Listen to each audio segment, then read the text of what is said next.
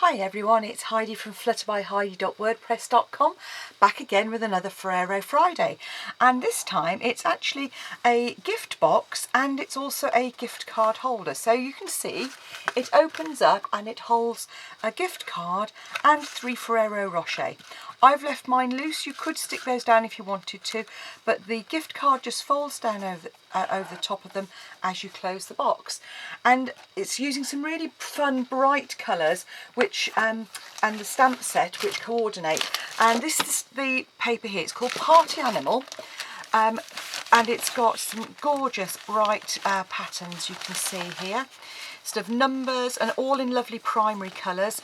And as always, being double, there's some animals in there as well, and being double-sided you've got presents and stripes, and candles. So you've got some really good fun designs which would be just a real party feel to them.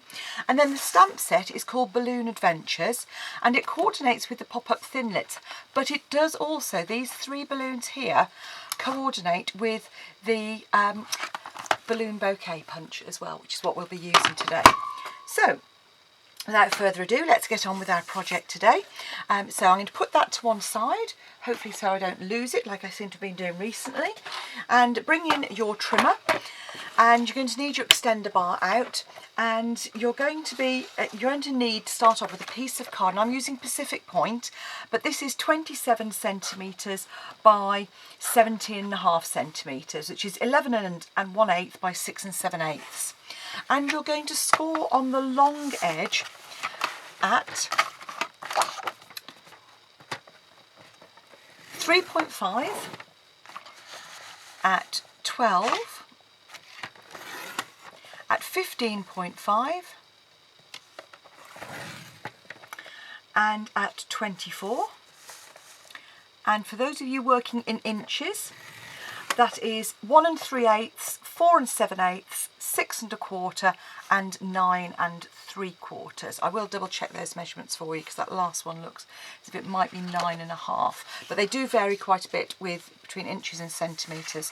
And then turn it into portrait, and you're going to score at 3 1/2 on the short edge, and also at 14. So that's at 1 3/8 and 5 1/2. Okay, so that's your scoring done on the main piece of card. Now for the insert you need a second piece of card, and I've used the same colour here, and this is 10 1/2 by 13, or 4 1/8 by 5 1/8. And in portrait you're just going to score at 6 centimetres, 8.5 centimetres, and 11 centimetres. Okay, so that is 2 3/8 at 8, which was 3 1/8, and then your final score line is there at 4 1/4. Okay, so you can pop your scoreboard away now. I've obviously trimmed my my piece of paper already, but you will need to cut some pieces of card and paper for the layers. So fold and burnish your insert in the direction which you've scored it in, and then score those outer 2, and that's going to make our insert for our card to sit in.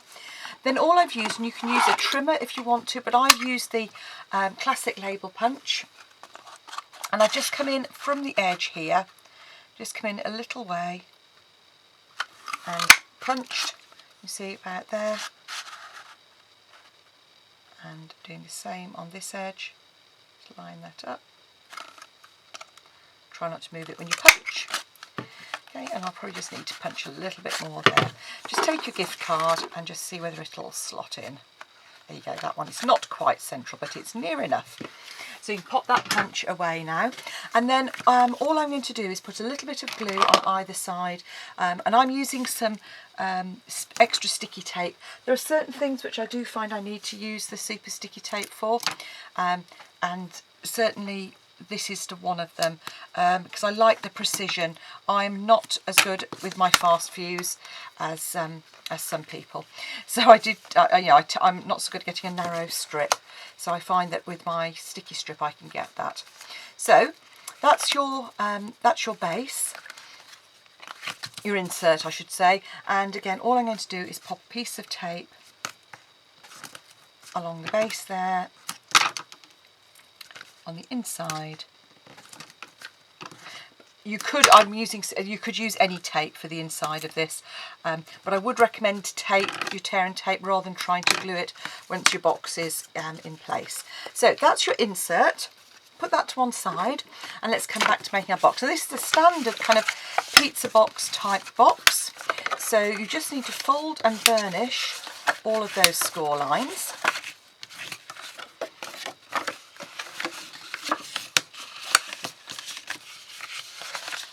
So, and then once you've folded and burnished, you're going to be coming up to the first score line, so having it on either side, and we're going to notch out, so straight at the side of the longer panel and just notch out the smaller panel. You possibly, I marked my card very slightly when I burnished. I hadn't got my Stampin' Up bone folder to hand, so but that doesn't matter because that's actually going to be covered up by our decoration anyway.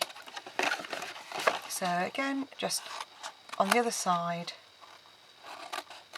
notch out, and I'm going to recommend that you decorate it while it's still unmade, just because it's easier to centralise the panels. But if you make up your box and then decorate it, then that's fine as well. So there we go. So you have a piece of card that looks like that. So now to decorate we need some panels of card.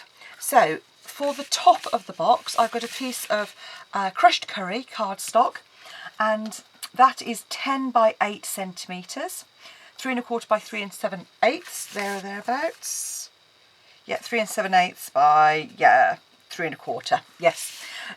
Then you'll need 2 panels for the side, and if you've got a directional pattern, just be careful how you cut these so that you get the patterns in the right orientation. And your card for the side is 3 by 8 centimetres with a layer of DSP 2.5 by 7.5, and then the layer for the front is 3 by 10 centimetres of card, 9.5 by 2.5 centimetres of DSP. So we can pop all of those onto our onto our box base. It has to be said, I'm actually recording this the night before it was due to go live. It's been a bit of a hell of a week actually around here. I'm okay with my fancy fold cards, but I've just got behind with my Ferrero Friday projects. So this is literally just before the night before it should go live, so I'm desperately trying to finish it, then upload it, and then write the blog post.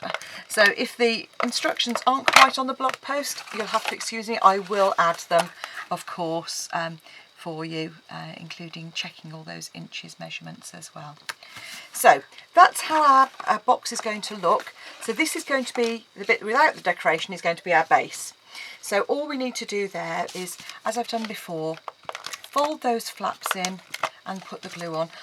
I find it easier to do the flaps. I did try it actually when I was making up my prototype. I tried putting it on the card, but then I kind of thought, well actually no, the reason I like putting it on the flaps is because then I know it's not going to leave any exposed stickiness, because it's only on the flap. So just line up that front edge like so, and again there.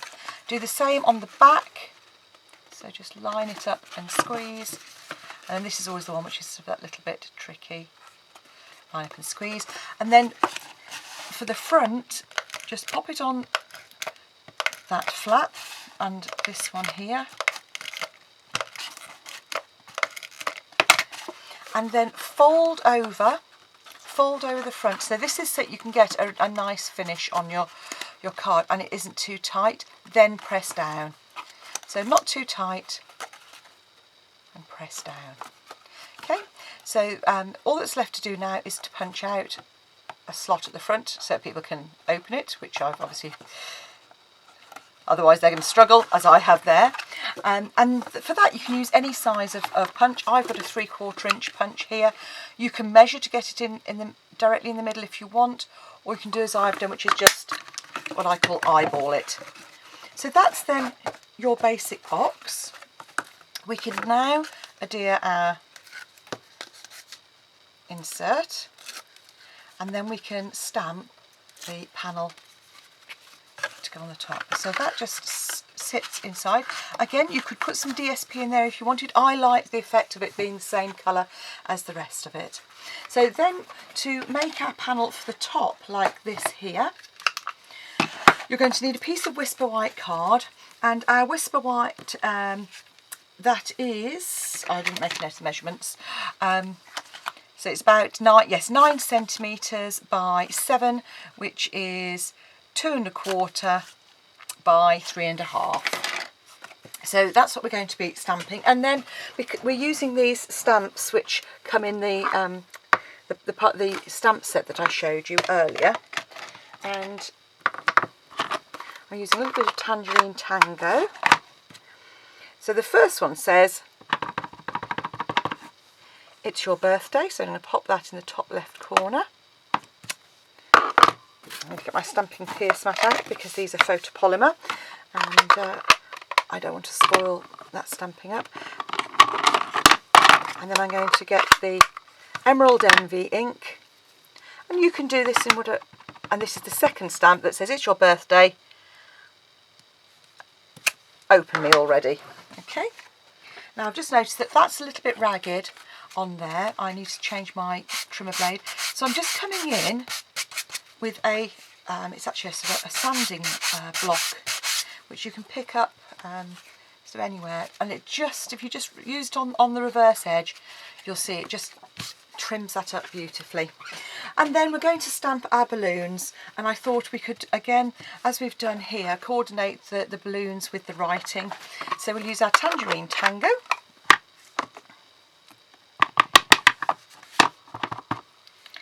And have a balloon like so.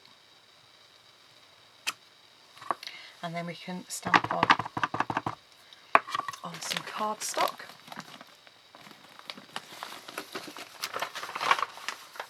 I've neglected to get it out. There we go.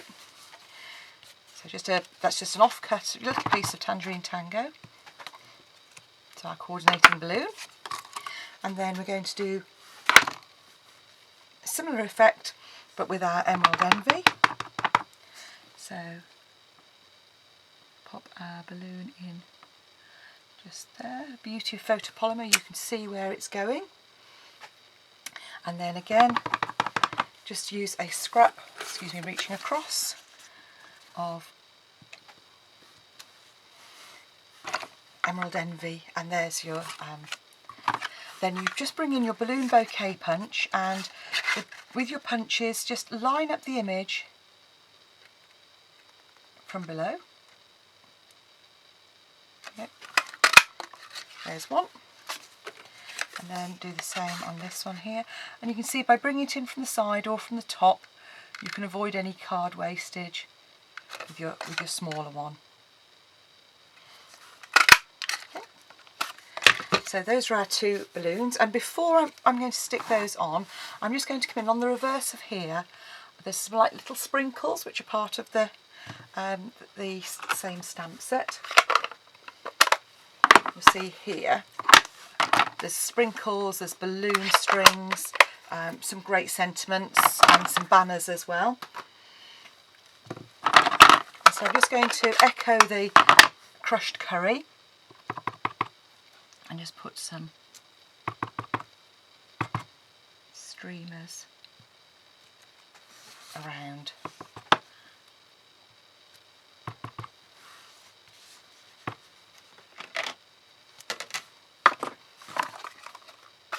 And again, you know, use whatever inks you've got. I've chosen obviously to use the inks that coordinate with this cardstock, but if you've only got one or two colours, then you can vary it by stamping off instead. That means stamping once, then stamping a second time, so you get a lighter shade. And there we go, I've just popped that on there. And then again, our dimensionals are great for just popping one in each corner. You know, it hasn't got to be massive. You could pop one in the middle if you wanted to, just to support the middle. But you don't need, you know, tons and tons of foam to raise something up. Yep. Pop your lid down. There's our panel to go on the top, and all that remains is to pop your Ferrero Rocher in there. And as I said, 1, 2, 3. You could pop a glue dot underneath just to stop those moving about if you wanted to, but I'll just see here, I've got my glue dots, and all you need to do is just pop one on the bottom of your Ferrero, and it just keeps those in place. Up to you entirely. Personally, they're going to be eaten fairly quickly, so I'm not going to worry about it. But there you have two very pretty boxes that have a gift card. So you've got a gift card and you've got some chocolate for somebody, and it looks a whole lot better than the nasty packaging that it comes in normally when you've got a pack of 3 or 4 Ferrero. And the beauty is it takes 3 Ferrero, they come in packs of 4, it's one for you to eat as well. I do hope you come and shop with me in my online shop. Details are in the description bar below of how to get a hold of me. Visit my blog for dimensions, and come back and see me again soon for more Ferrero Friday projects. Bye for now.